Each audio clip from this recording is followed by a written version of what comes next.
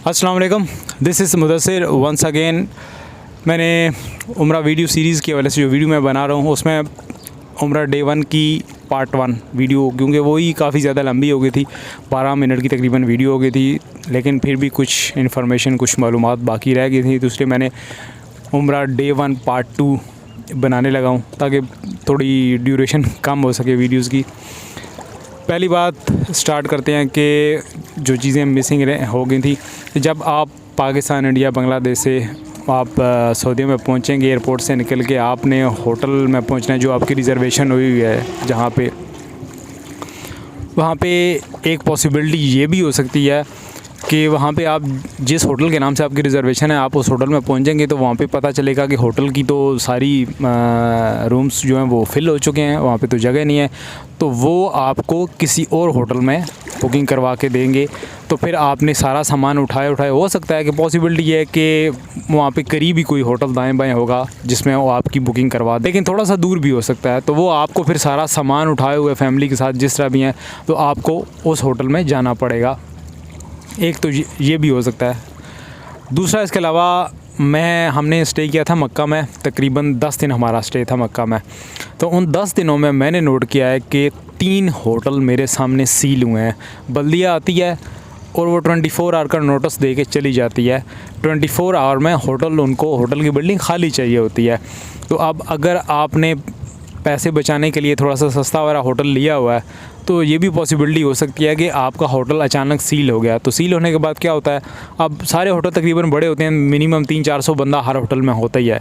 अब 300-400 बंदा है, अब वो होटल वाले आपको उसके रिप्लेस में कुछ ना कुछ अरेंज ज़रूर करके देंगे, ऐसा नहीं कि आपके पैसे डूब गए हैं, लेकिन उस सारे प्रोसेस में एक तो आप पहले ऑलरेडी थके होते हैं। थोड़े से दिनों के लिए बंदा यहाँ पे आता है, बंदे के माइंड में कुछ और होता है कि मैंने इबादत करनी है, उम्रे करने, जो भी करना है, तो उसमें भी अगर आपको इस तरह के मसाइल का सामना करना पड़ जाए, होटल आपका सील हो गया, तो नई जहाँ पे रिप्लेसमेंट आपको होटल वाले देंगे ना, उसमें तकरीबन हो सकता है कि सारा दिन या सारी रात आपका उसी में गुजर जाए। दिन को आए हैं बल्दिया वाले या शाम को आए हैं तो समझे कि सारी रात आपकी ना जागते हुए गुजर जाएगी। को बंदे होटल के बाहर रोड के किनारे बैठे हुए हैं, को होटल के अंदर ही कुछ रिसेप्शन वगैरह पे जो सोफे वगैरह लगे हैं वहाँ पे बैठे हुए हैं, कोई क्या कर रहा है, कोई किधर जा रहा है, अजीब ना बहुत ही ज़्यादा ये इरिटेटिंग होता है अगर इस तरह का कुछ हो जाए। और जो होटल वो सील हुए हैं वो उनको मैंने अंदर से भी देखा था, वो होटल ऐसे नहीं थे कि बहुत पुरानी बिल्डिंग थी या कोई खस्ता हाल थी, ऐसा भी नहीं है, ठीक ठाक बिल्डिंग थी, रीज़नेबल होटल थे, लेकिन फिर भी बल्दिया ने आके सील कर दिए। तो आपने होटल बुकिंग करते वक्त या अपनी जो ट्रैवल एजेंसी है उनसे भी कहें कि भाई कोई अच्छा होटल आपने बुक करवाना है, कि जो ये ना हो गया वहाँ पे हम जाएं तो पता चले ये तो दूसरे तीसरे दिन सील हो गया है। तो ये भी यहाँ पे मैं कह रहा हूँ कि 10 दिनों में 3 होटल मेरे आंखों के सामने सील हुए हैं। तो ये वहाँ पे नॉर्मल रूटीन है कि जो होटल थोड़े अच्छे नहीं हैं, पुराने हैं, तो मतलब कि पाकिस्तान के स्टैंडर्ड के लिहाज से वो फिर भी बहुत अच्छे थे, लेकिन यहाँ पे बल्दिया के कुछ अपने रूल एंड रेगुलेशंस होंगे। तो आपने इस बात को भी माइंड में रखना है कि ये ना हो कि आपका होटल सील हो जाए, तो ये बहुत ही हेडेक वाला काम हो जाएगा। फिर इसके अलावा और क्या हो सकता है, इसके अलावा ये तकरीबन सीरीज़ होगी पाकिस्तान, इंडिया, बांग्लादेश से आप ट्रैवल कर रहे हैं तो उस हवाले से। लेकिन इसका मैं सोल्यूशन इन चीज़ों का सारी का बताना भूल गया था कि जो मैंने पिछले पार्ट 1 में बताया था कि जो बस वाला सारा सिनेरियो बताया था कि आपके पास होटल का कार्ड होना चाहिए, बस की स्टैंड जहाँ पे आपको बस ने उतारा है या जिस साइड से आप हरम में दाखिल हो रहे हैं, ये सारी चीज़ें बहुत इंपॉर्टेंट है ख़ास तौर पे पहले दिन के लिए। तो उसका सोल्यूशन मैं बताना भूल गया था। उसका सोल्यूशन ये है कि आप अगर इन सारी चीज़ों से बचना चाहते हैं तो आप अगर 20-25 हज़ार रुपये आपका एक्स्ट्रा लगता है तो आप लगा लें। आपने अपनी ट्रैवल एजेंसी को ये कहना है कि आपका होटल हरम से 10 से 12 मिनट के वॉकिंग डिस्टेंस पे हो, यानी कि 10 से 12 मिनट पैदल आप हरम में पहुंच जाएं, इतनी दूर आपने होटल लेना है, इससे ज़्यादा दूर नहीं लेना कि बस वाले चक्कर में आप पड़े ही ना, कि आपको इंतज़ार ही ना करना पड़े कि कब बस आएगी, होटल से लेके जाएगी और कब बस हरम से आपको होटल में लेके आएगी, और बस स्टैंड वाला या बस कार्ड लेना या जो भी है वो झंझट उसमें आपने पड़ने नहीं है। अगर आपका होटल 10 से 12 मिनट की वॉकिंग डिस्टेंस पे होगा तो आप इन सारी चीज़ों से बच सकते हैं। तो अगर आप थोड़े से पैसे एक्स्ट्रा लगते हैं तो लगा लें आप, इससे आपको बहुत ज़्यादा ज़हनी सुकून मिलेगा, आप आराम से इबादत कर सकेंगे, नमाज़ें हरम में हो सके। आप अगर 10 मिनट वॉकिंग डिस्टेंस हो आप 5 की 5 नमाज़ें हरम में अदा कर सकते हैं।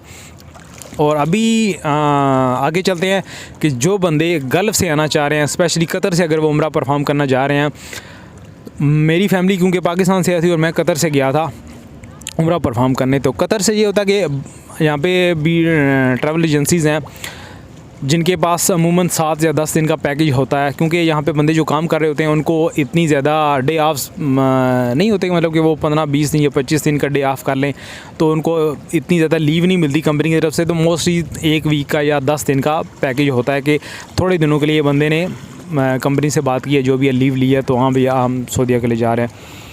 तो जिस ट्रैवल एजेंसी से मैं गया था, मुझे अब ऑनेस्टली उसका नाम भूल गया, वरना मैं नाम ले भी लेता उनका, मुझे ऐसा कोई नहीं है। तो यहाँ पे आप गूगल करेंगे तो बहुत सी ट्रैवल एजेंसी, मतलब कि सेम इसी तरह दुबई भी होंगी, कुवैत में भी, बहरीन, ओमान, सारे होंगी। तो कतर की स्पेसिफिक मैं बात करूँ तो मैंने, चूँकि मेरी फैमिली आ रही थी पाकिस्तान से, तो मैंने उनके साथ ही स्टे करना था, तो इसलिए मैंने उनका फुल पैकेज नहीं बाय किया था, मैंने सिर्फ ट्रांसपोर्टेशन और वीज़ा लिया था। ट्रांसपोर्टेशन और वीज़े के 800 रियाल मैंने दिए थे। और ये वीडियो जब अपलोड होगी आप उसकी डेट चेक कर लें, उससे मतलब कि 3-4 दिन या हफ़्ता पहले बनी होगी। आज मेरे ख्याल में 18 नवंबर है 2023, डेट भी मैंने आपको बता दी है वीडियो रिकॉर्ड करने की। तो मैं उस हवाले से बता रहा हूँ, मैं अक्टूबर में गया था। तो अक्टूबर में मैंने 2023 अक्टूबर में मैंने 800 रियाल भरा था सऊदीया का मल्टीपल वीज़ा और ट्रांसपोर्टेशन के, यानी कि बस के चार्जेस कतर से जाने के और कतर से सऊदीया जाने के, सऊदीया से वापस कतर आने के। मैंने उनकी अकोमोडेशन फुल पैकेज नहीं लिया था। अगर आप फुल पैकेज लेना चाहते हैं तब भी, और अगर आप सिर्फ वीज़ा लेना चाहते हैं तो वो मेरे ख्याल में 450 रियाल या 480-90 रियाल का आपको सऊदीया का मल्टीपल वीज़ा मिल जाता है।